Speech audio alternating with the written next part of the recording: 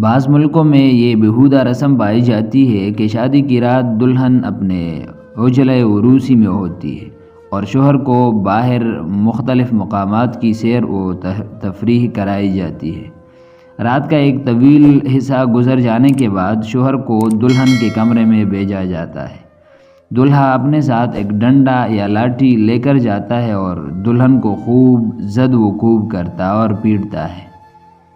جب وہ بیچاری چیخ چلا کر بلک کر اور تڑپ کر نیم جان ہو جاتی ہے، اس کی چیخ و پکار سن کر اس کا مددگار، حمایتی اور فریاد رس کوئی نہیں پہنچتا اور وہ اپنے ہوش و حواس کو بیٹھتی ہے۔